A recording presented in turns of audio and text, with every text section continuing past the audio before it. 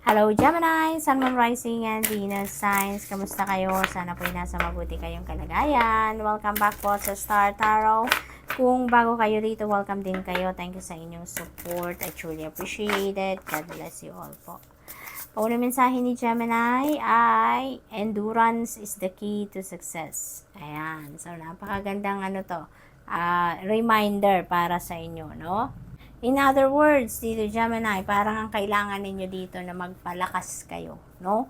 Magpalakas kayo ng inyong katawan, magpalakas kayo ng inyong kalooban, yung ganon. Nang sa gayon, you can face whatever it is, no? Yung mga adversities na yan na maaaring ma-encounter ninyo along that journey towards your success, no? Ay maharap ninyo at malampasan ninyo at yung mga struggles na yan, hindi ninyo iindahin yan if you are strong, no? Physically and emotionally, mentally, no? Sama-sama sila, kaya yun ang parang isa sa mga factors, no, na maghahatid sa inyo sa inyong tagumpay. Yun ang magiging susi, no, para sa inyong pagtatagumpay sa kung anumang larangan ng buhay yan or kahit anumang area ng buhay ninyo yan, ano. So you really need to maintain good health, no? Yung ganon, physical, mental, emotional, and spiritual health. Kailangan ninyong on top of your game kayo dyan, on top of your health kayo dyan, because napakalaking bagay, no, na meron din kayong inner strength, may physical strength din kayo para magawa ninyo ang mga bagay na kailangan ninyong gawin para kayo magtagumpay, no? So, parang very important ingredient siya para sa success. Share the gift, Gemini. Maaring na kayo ngayon, maaring alam nyo na ngayon kung ano ang purpose ninyo, maaring alam nyo na ngayon kung ano yung mission ninyo sa buhay, no? Feeling ko, alam mo na kung bakit nandito ka sa mundo, what is your purpose, no? And now, you're being invited here to share that gift, no? Maaring meron kayong mga gift na hindi pa ninyo nagagamit, hindi pa ninyo inilalabas, hindi pa ninyo pinapaalam sa mundo, no? Na you have that, and now you're being invited here to share that gift. Ito na yung panahon para mag-step ka na into your purpose by using your gift, no? Maaring you're a healer, no? Kasi gagamitin mo yung kamay ang nandito, yung power ng inyong mga kamay, look at that, no? Parang nagsisilabasan na sila at talagang iniimbitahan ka na gamitin mo na yung gift, and yung gift na yan, ma-share mo yan by using your hands, no? Yung ganun. Parang yung power ninyo ay nasa inyong mga kamay. Literal na nasa kamay. So, listen to the voice within when it persists. Ayan. So, maaaring may mga may mga guidance kayo ngayon, and your inner voice ay talagang kinukulit kayo sa ngayon, ano? Maaaring merong bulong sa inyo dito na maaaring hindi ninyo pinapakinggan or ini-ignore ninyo or hindi ninyo naririnig. That is also possible. Kaya, this is a heads up for you, Gemini, that there is a voice inside you, no? Kinakatok ka ngayon ng inyong inner guidance, ng inyong inner voice to do something, no? So, maybe that is a push, no? Para sa iyo, na i-share nyo na ang inyong gift. Nagamitin nyo na yung inyong healing powers ngayon to help heal the world, to help heal the people around you, Gemini. Maaring ito na yun ang inyong mission sa ngayon that you really need to pay attention to, no? So, what else? We have your life plan is unfolding as it should. Napakaganda. Kung ano mga nangyayari sa buhay ninyo ngayon, feels like, that is what is meant to happen. So, feeling ko ngayon, Gemini, nandun na kayo sa punto na nangyayari na ang mga dapat mangyari sa buhay ninyo. This is destiny unfolding na, kumbaga, sa buhay ninyo.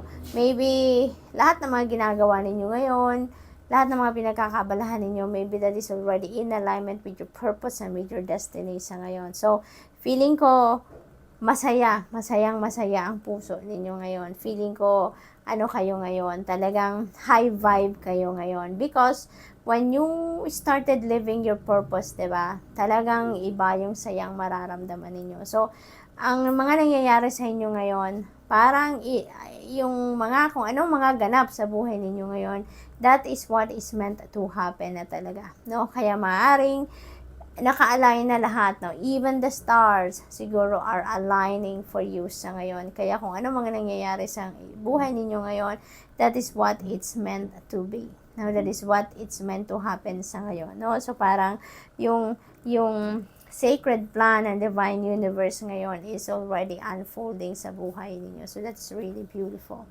So what else? We have your soul will find those you are meant to experience life with. Oh, napaka ganda naman ito. Your soul will find those you are meant to experience your life with. So not necessarily na yung soulmate ninyo is makakasama ninyo sa buhay as asawa ninyo or boyfriend or girlfriend ninyo. Maaring ganon din, maaring ganon. But it could be also a friend ninyo. Maaring meron kayo ditong deep friendship na madi-develop with your soulmate, no? Kasi pag yung soulmates naman, hindi naman necessarily na magiging jowa natin siya, 'di ba? Maaari din na magiging matalik na kaibigan natin siya, yung ganon. So, napipick up ko dito, it could be magiging romantic partner ninyo to, no?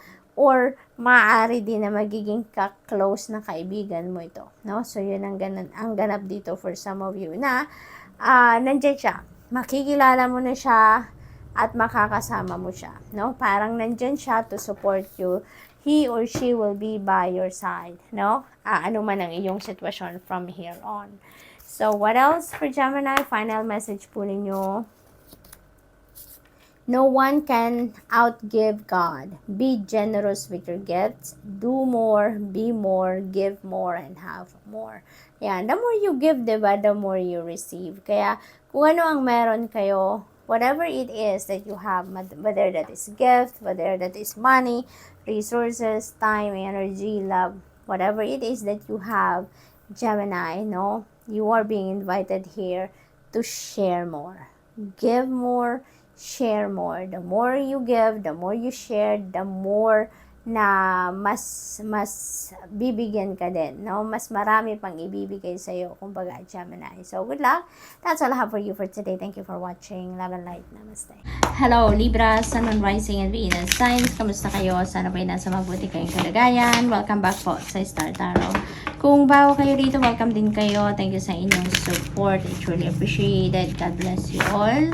Tingnan natin ang mga messages ninyo for today, Libra. Paunang mensahe po ninyo ay go within. Ayan, Libra.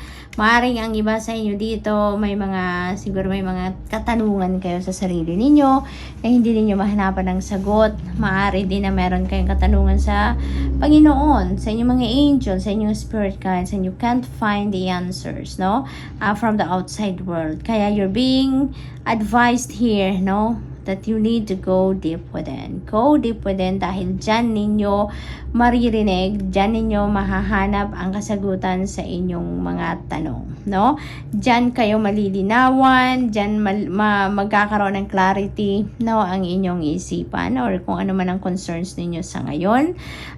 For others of you, Libra, maaaring you're being advised here to go deep within because maybe may mga important guidance din kayo na kailangan ninyong marinig, no?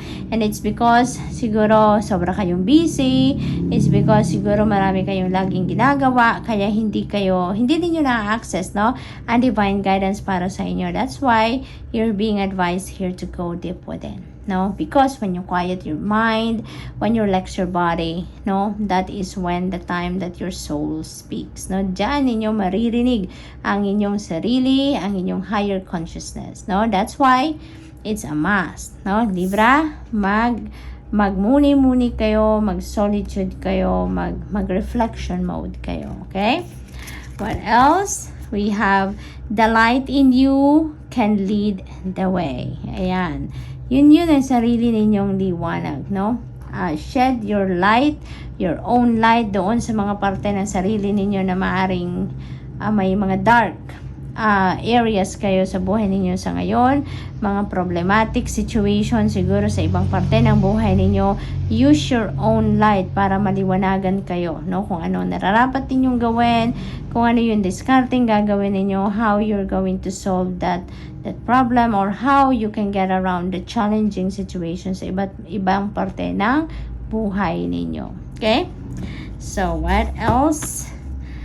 Natural healing power. Ayan. So, maybe ang iba sa inyo dito, Libra, maaaring exhausted na talaga kayo. Maaaring physically, mentally, emotionally, or spiritually exhausted kayo, no? Pagod kayo, lagi talaga kayong maraming ginagawa, maraming iniisip siguro. Maybe you have, maybe depleted na din ang energy ninyo, yung ganon. Kaya you're being advised here to spend time with nature para ma-absorb ninyo ang natural healing power, no? Natural,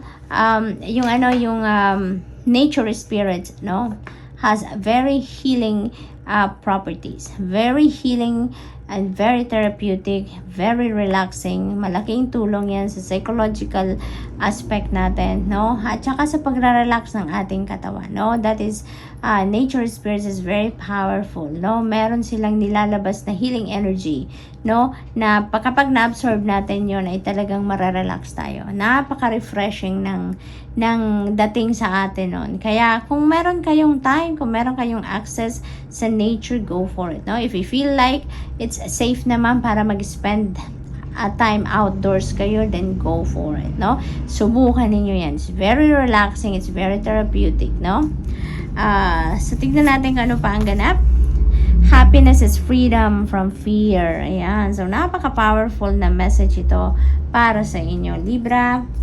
Feeling ko dito, Libra, ang iba sa inyo really siguro meron kayong very strong relationship with your spirit guides, or very strong relationships with your angels, with the ascended masters, yung ganon, so maybe meron kayong strong relationship with the spirit realm, no. Yan ang napipick up ko dito for some of you. Kaya masaya kayo because you know, no, na wala kayong dapat katakutan, wala kayong dapat na ipag-worry, wala kayong dapat na ika-stress. It's because you know that you are divinely guided, no.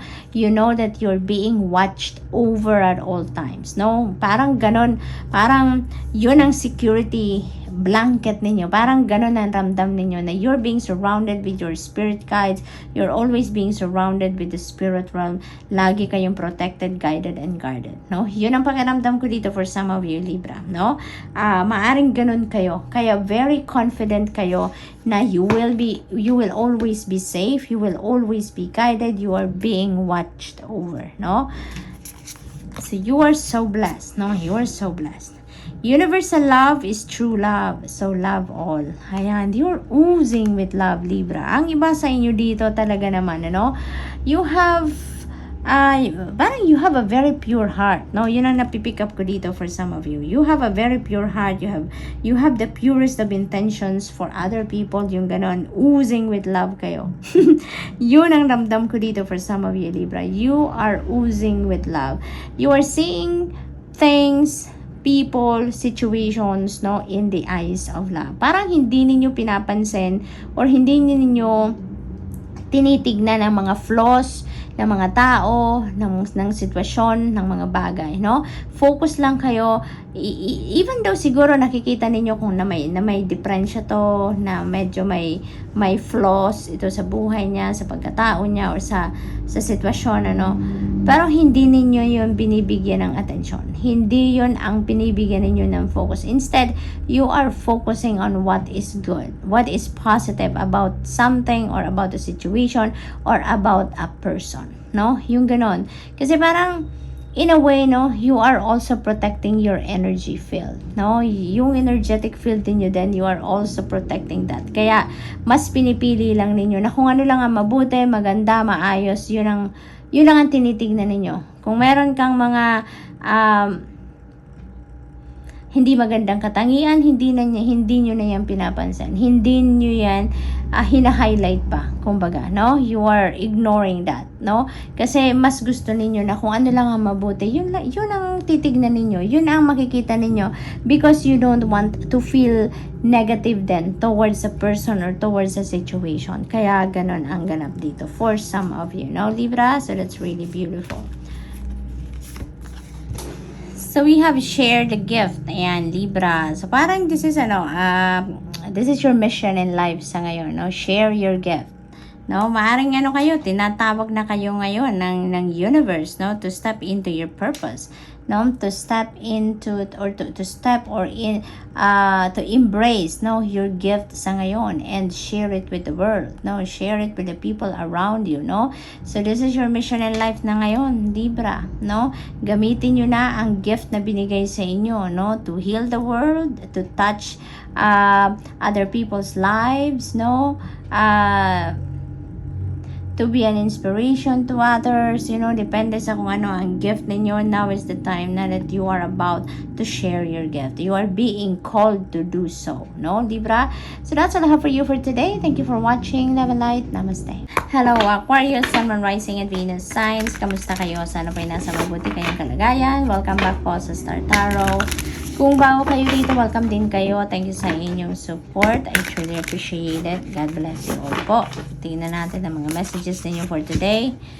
Aquarius, pauna mensahe ninyo, share the gift. Ayan. So, parang siguro ang gift ninyo dito is a gift of healing using your hands, no? Maaring ganon ang ganap dito for some of you. Talagang your hand is siguro very powerful, no? Gagamitin nyo talaga dito ang inyong kamay dito sa siguro panggagamot ito, no? Aquarius. Depende sa inyong sitwasyon. Healers, healing is very broad, no? Very broad. Iba't ibang klase yan. So, maaring yon ang gift ninyo. You have the gift of healing and you're being asked here now to share that gift, no? You're being asked now to embrace it, no? And gamitin nyo na yan, no? To help the world, to help other people around you, no, Aquarius? What else? We have, this is the perfect time. Yeah, perfect time. This is the green light na. Go signal na to para sa inyo, Aquarius, no? You're being guided here na now is the perfect time to share that gift, no? Start healing people, no? Start healing people. Start healing the world, no?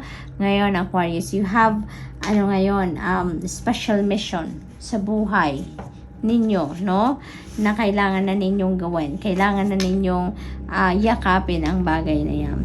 There is so much more to you than you think. Ayan. So, ang iba sa inyo dito, Aquarius, feeling ko meron kayong mga self-limiting beliefs, no? Maaring meron mga paniniwala siguro kayo na yun ang nagpe-prevent sa inyo para ma-maximize ninyo ang inyong potential. Ma-maximize ninyo ang inyong mga strengths, no? Ma-maximize ninyo ang inyong mga talents, skills, and gifts, no? Kaya iniimbitahan, nire-remind kayo dito, no? Na there is so much more to you than you think. Kasi maring nililimitahan ninyo ang paglabas ng kung ano man ang galing ninyo, kung ano man ang talent ninyo, kung ano man ang gift ninyo. It's because of that belief, no? So ngayon, alam mo na marami kang baon dito sa mundo. You have so much tricks on your sleeves na bitbit dito sa mundo. And perfect timing na to ngayon to share that with the world, no? Aquarius, what else? We have healed the past and fix tomorrow. Ayan. So, napakalaki din ang inyong kailangan gawin talaga sa ngayon. You need to do some kind of inner work dito for you to figure that out. This is an important reminder sa inyo dito, Aquarius, no? Na yung mga pain ninyo, emotional pain, emotional baggages, resentments ninyo, mga galit pa sa puso ninyo, that is not going to help you at all, no? In any way, no? Sa kahit anumang sitwasyon ninyo, sa kahit anumang parte ng buhay ninyo, yung mga painful memories ninyo, that is not going to help you at all, no? Kaya, mas maganda sa ngayon na simulan nyo na mag inner work kayo, work through your feelings and emotions, no?